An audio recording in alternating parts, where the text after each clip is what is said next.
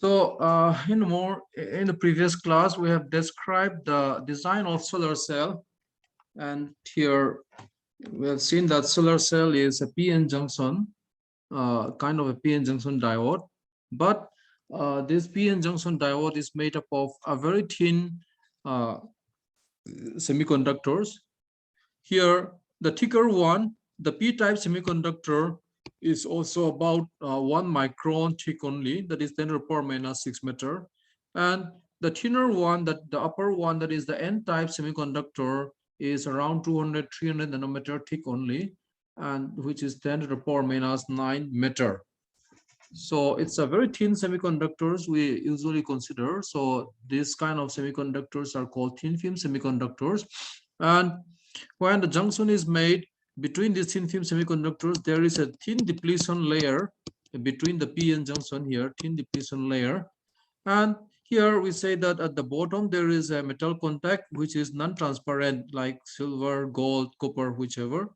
And at the top there is a transparent conducting oxide, which in most cases we use indium tin oxide and all.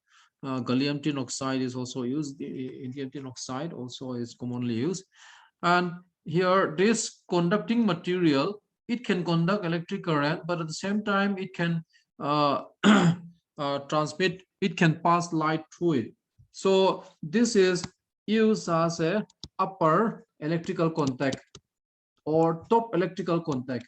Yeah, electrical contact. This electrical contact is in contact with the n-type semiconductor, and the lower metal plate, we use it as a bake metal contact. So on the back, from the back side you can connect it. Also from the top side you can also make a connection. And we say that when light enters the glass medium, the top covering glass medium and the transparent tin oxide, light will easily pass through it, because most of the solar radiation, the solar radiation, the photons in the solar spectrum will be able to pass through the glass material and the conducting oxide, transparent conducting oxide, without any absorption. Now, as I said, as it enters the n-type semiconductor, there can be absorption of those uh, photons, which are coming from the solar light, and the absorption of photons might also result in electron hole pair formation. But as I said, it's like you are exciting electrons from the valence band to the conduction band, and there is an empty state in the valence band. So easily they will recombine. So momentarily there will be absorption, and then recombination will occur, and this cannot contribute to any electrical current because they recombine very quickly. But when those photons pass through the n-type semiconductor, as I said, it's a very thin layer, so easily the photons can pass through it. So when they pass through it and then arrives at this depletion region, in the depletion region also, depending on the band gap of the material and the energy of photons, the energy of the incident photons, depending on that, uh, here the condition is that the energy of the incident photon H nu has to be greater than the band gap. Okay, so when the energy of the photon is greater than the band gap, here in the depletion region also absorption of photons will occur, and then will result in electron hole pair formation. But these electrons and holes, before they could recombine, they are under the influence of electric field here, the built-in electric field across the p-n junction. Because of this electric field, before they could recombine, the two charges, that is the charge carriers, electrons and holes, will be separated. Electrons will be pulled towards the n side, holes will be pushed towards the p side. Therefore, in this n-type semiconductor, where we already have plenty of electrons, you are adding extra electrons and you are adding extra holes on the p side. So the solar energy absorption within this depletion region will result in accumulation of negative charges on the n side and positive charges like holes on the p side.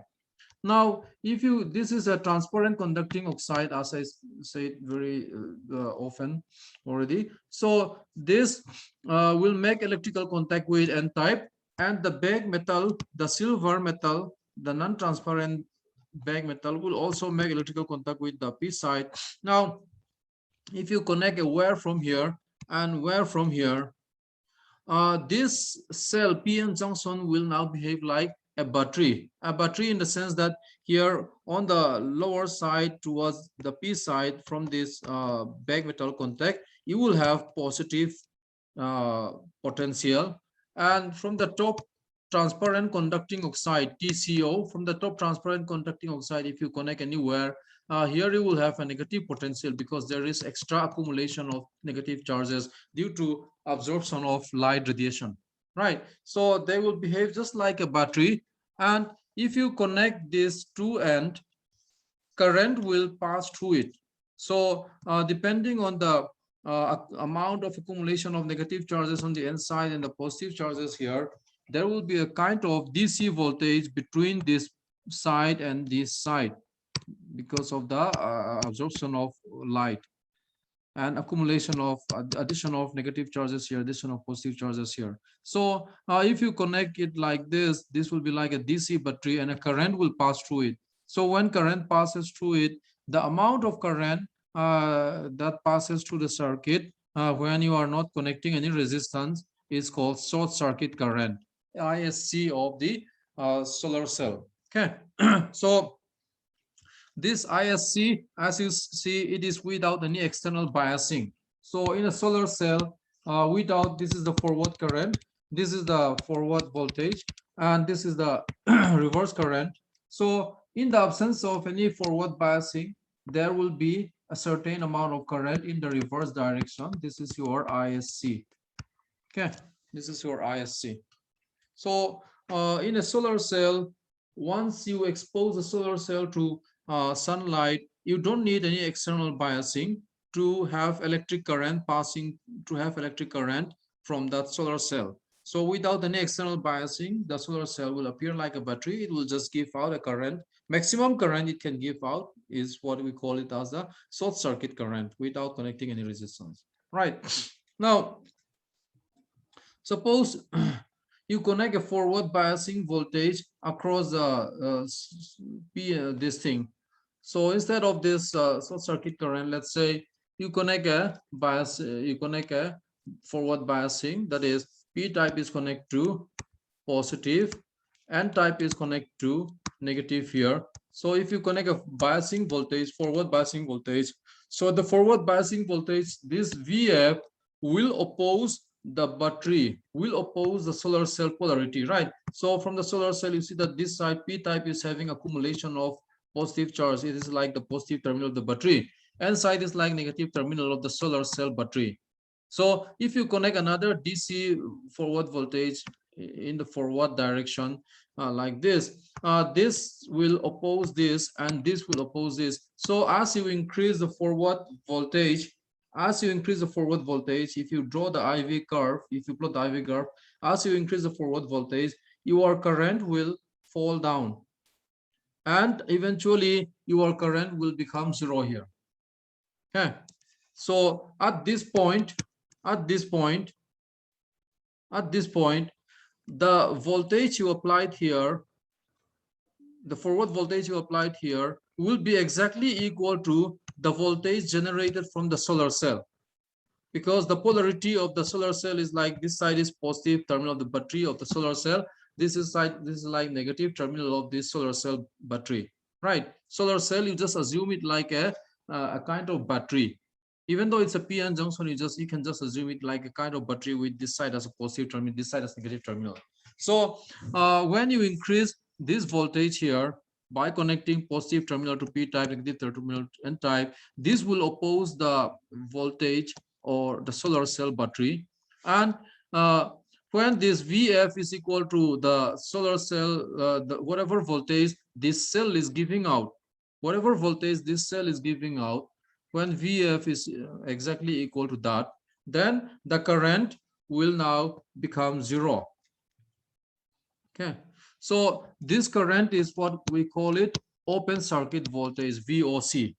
So it is same as, say, you have a solar cell, like I explained, this is an N type, N type, and this is your P type.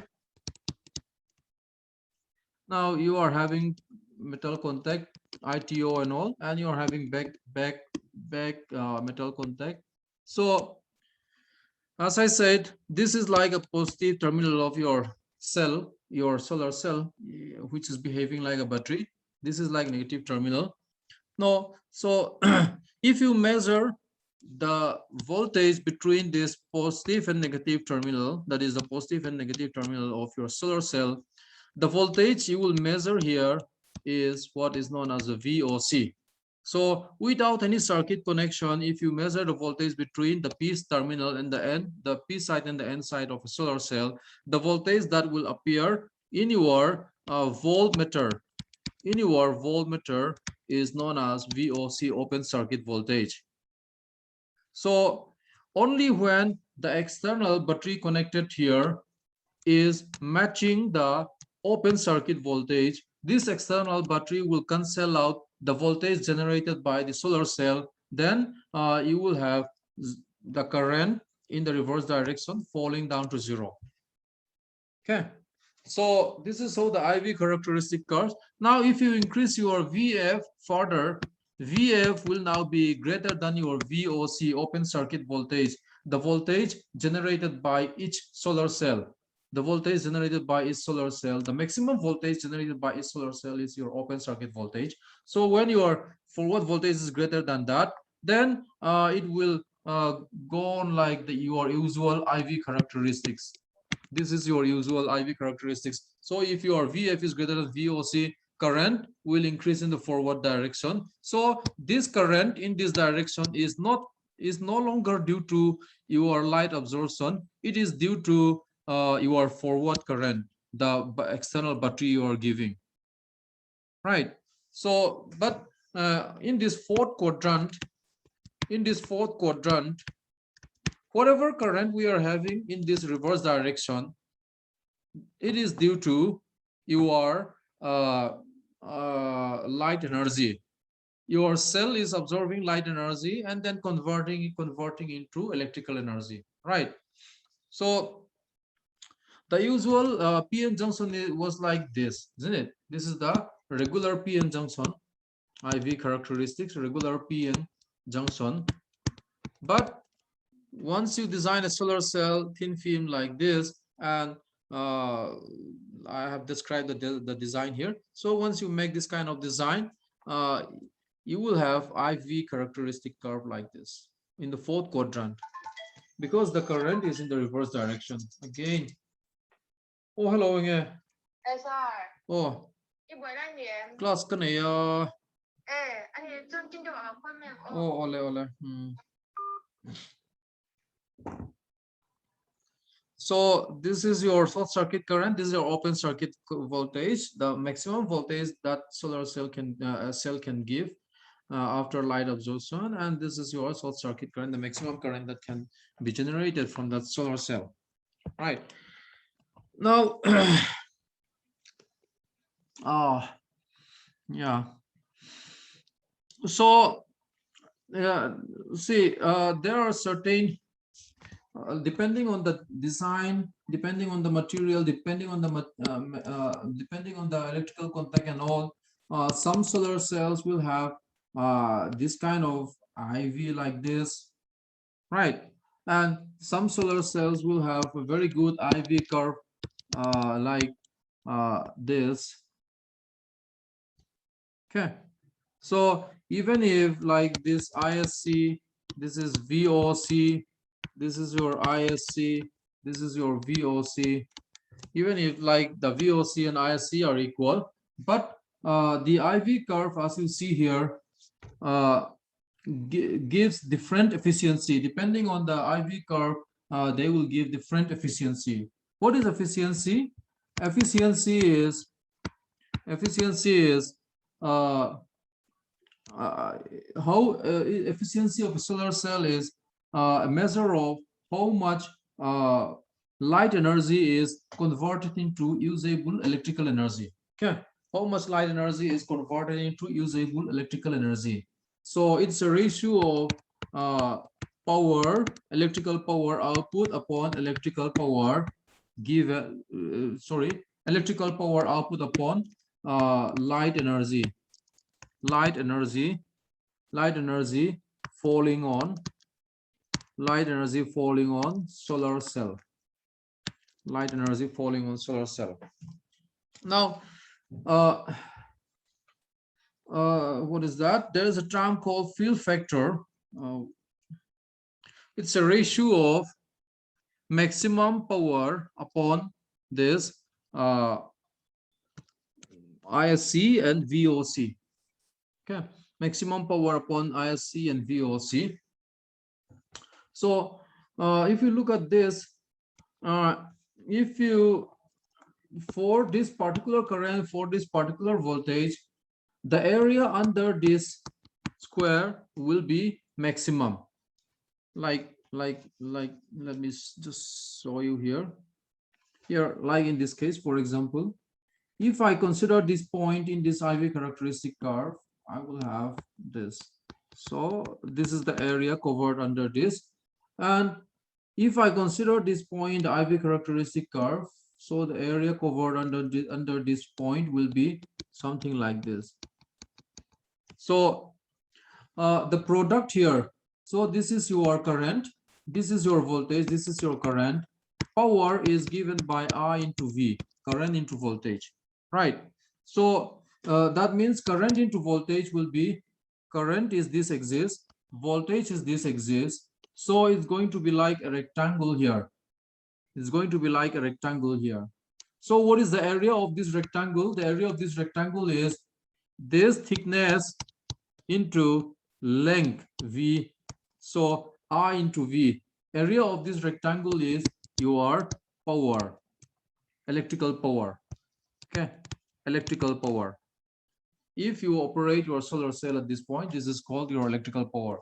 If you operate your solar cell at this point, this will be this rectangle will form current. This much current is there, this much voltage is there. Current into voltage will give you an area under this rectangle. So this will be the power. So as you see here, the power that can be delivered, the electrical power delivered that can be delivered if you have this kind of curve, it is quite small. But even for the same ISC, if the ISC value is same and the VOC value is also same, even for the same ISC and for the same VOC, if you have this kind of IV characteristic curve for your solar cell, now if you consider this point and drop this and drop this, this is your current, this much is your current, and this much is your voltage. So current into voltage with length, current into width and length of this rectangle, this will give you area under this rectangle. Area under this rectangle will be your power, right? So the power for the same value of ISC and VOC, depending on the IV characteristics curve, you will see the difference in the power, electrical power that is delivered, by this solar cell. If you have a solar cell having this IV characteristics curve, the electrical power that can be delivered by this is quite small, like this, right? But if you have a IV characteristics curve for your particular solar cell, the electrical power that can be delivered by the solar cell is quite large. So people, when they design a solar cell, they are always studying the IV characteristics of a solar cell. So why do they study the IV characteristics of a solar cell? Because from the IV characteristics of a solar cell, we can know how much electrical power is given out by the solar cell. How much electrical power can be given out by the solar cell. Now, like later, some of you might go into physics research also. People are now exploring, as I said in the morning, in the previous class, people are now exploring all types of solar cell materials. And when they design a solar cell using compound semiconductors and perovskite, organic, inorganic semiconductors, and all, they always looked into the IV characteristic curves of that cell. So the IV characteristics curve of the cell has to be something like this in order to have a large efficiency, because then only you have a large electrical power. You can extract large electrical power from it, right? So now under this IV characteristic curves also, you can consider any point, and you can consider the area under this curve.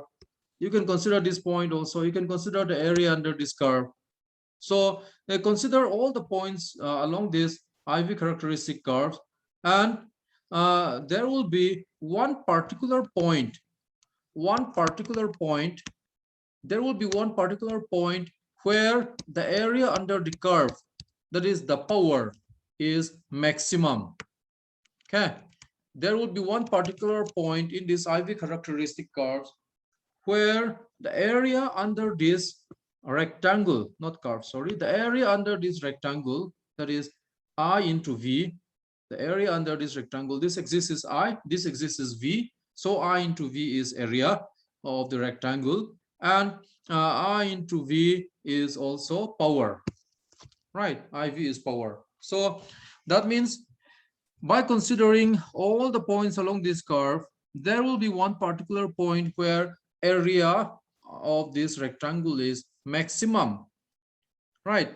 That particular point, the coordinates, that is the value on this y-axis, is called Im Imax, and the coordinate value on the x-axis, this point, is called Vm. So Im and Vm is the coordinate of the point on the solar cell curve under which you are getting maximum power from the solar cell. Maximum power from the solar cell. Okay, so Im and Vm gives maximum power from the solar in the solar cell. Like depending on, of course, your IV characteristic curves. If your IV characteristic curves is like something like this, your maximum power may come from this point. This might be the largest rectangular area, and if you have something like this IV curve, something like this, almost perfect as this, the maximum power might come from this point. So if you consider this point, the area under the curve will be the area of the rectangle will be largest, and then you will get maximum power here. Okay, so that is called Im and Vm. The corresponding coordinate value on the y axis is your current maximum Im, and this on the x-axis is your voltage maximum Vm. Im, Vm. Now IOC and VSC I have already explained. So field factor is simply defined as a ratio of Im Vm upon ISC VOC. All right. So maximum power, which is Im Vm, will be equal to Im Vm is maximum power, right? Im Vm will be equal to IOC, ISC, and field factor. So if you have a field factor of for your solar cell, you can calculate the efficiency, because this is simply maximum electrical power upon maximum input current, input light energy. Input light energy. So this solar cell efficiency actually will depend on a number of factors. It will depend on the solar spectrum. So in the solar spectrum, and it also will depend on what is that band gap of your solar cell materials. So if your solar cell design is such that it is made using a very large band gap, most of the photons within the solar spectrum will not be able to absorb by the p-n junction. If they are not absorbed, then they will just continue to pass through it without photon absorption, and like the amount, those photons will not be able to be utilized for conversion into electrical energy, right? So we have to design a solar cell such that most of the photons in the solar spectrum uh, will be absorbed. So terrestrial solar spectrum is measured in terms of what is called air mass 1.5. So if you are on the Earth surface, the solar spectrum, like how many photons are, so something like this, I think. Yeah. So the terrestrial, this thing is something like this. Solar spectrum will be something like this. So this is energy, h nu. Sorry, this is wavelength. This is wavelength. This is intensity. Yeah. So let's say this is the visible region. Visible region, something like this. You can see the solar spectrum. You can Google it, right? So the terrestrial solar spectrum. So depending on the atmosphere, depending on the air mass, like depending on the air mass, how much intensity of light is available in the yellow light, how much photons is available in the red light, how much photons is available in the blue light, all those things will be there. So the standard solar spectrum in the surface of the earth is taken as AM 1.5 spectrum. Corresponding to that, you will have certain amount of photons for a particular colors of light. So like longer wavelength will have lower energy because h nu is equal to hc upon lambda. So longer wavelength will have lower energy. So this side is the infrared region. You read about this. The infrared region, the energy of the photons of in the infrared region is very low. So usually these infrared photons cannot be absorbed. So it will simply results in heating of your solar cell. And however, in most silicon-based solar cells, most of the solar spectrum, visible spectrum as well as ultraviolet region can be absorbed. Ultraviolet region as well as most of the visible spectrum photons can be absorbed. So you have to have a solar cell design such that you will be able to capture most of the solar photons, right? Then after capturing also there is this thing called separation of charge carriers, like I explained here. The depletion region, the electric field across the depletion region has to be efficient in separating the electron and holes, in separating the charge carriers before they could recombine, so that they will be passed on to the n-type here accumulating negative charges and p-type here accumulating positive charges. And also your design of this electrical contact also will matter. So there are lots of parameters that will affect the efficiency of the solar cell. So if the electrical conductivity of this p-type and n-type is so weak and this charge carrier cannot be easily separated, even if it absorbs large quantity of photons and large quantity of charge carriers are generated, the recombination will occur and only a small amount of electrons and holes will be contributing to usable electrical energy. Right. So a variety of factors needed to be considered in this case. And also, if you are like nowadays, we know that there is an international space station and all, and international space station, I think you have seen in the television and like movies also, they are using a very large solar panel and all, right? So, but the solar spectrum received by a solar cell in the space will be different from the solar spectrum received by solar cells lying on the surface of the earth. Okay, so yeah, the standard solar spectrum considered in space is known as AM0, air mass 0. Okay, because in the solar spectrum in the space uh, in the space like outside the earth's atmosphere, like it is more or less like a vacuum. No oxygen, no gas molecules will be there.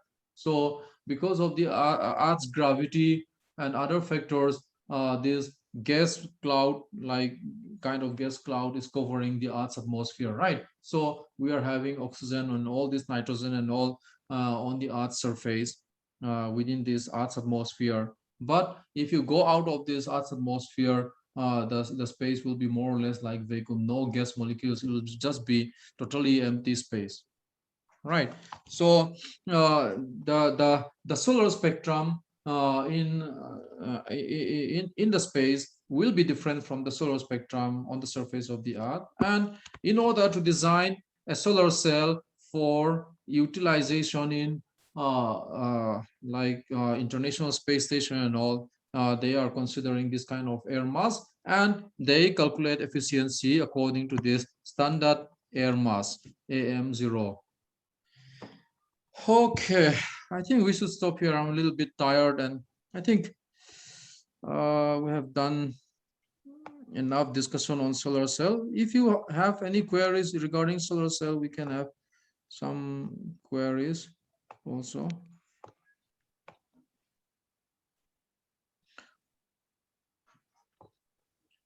So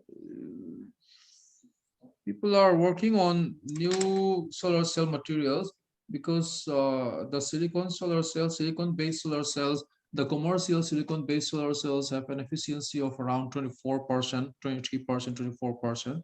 And perovskite-based solar cell is very promising in the laboratory. It can give around 29 to 30% efficiency, higher than the silicon-based solar cells. But there are some drawbacks also. The absorber layer, that is the cell materials, can get deteriorate under atmosphere or moisture exposure. It will easily get damaged, and also after strong long duration of illumination under solar spectrum, the efficiency of perovskite based solar cell also falls down rapidly. So at present, we are still relying on silicon based solar cell for this most of our solar panels. So even though the preparation cost and the installation cost of this silicon-based solar cells is still very high, but at the same time, this is a renewable source of energy. So the hydrogen fusion reaction in the sun will probably continue for more than thousands of years.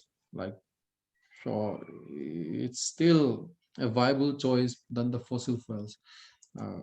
Okay, okay, we can stop if you don't have any question, because I don't think I should start C++ now. I'm a little bit tired.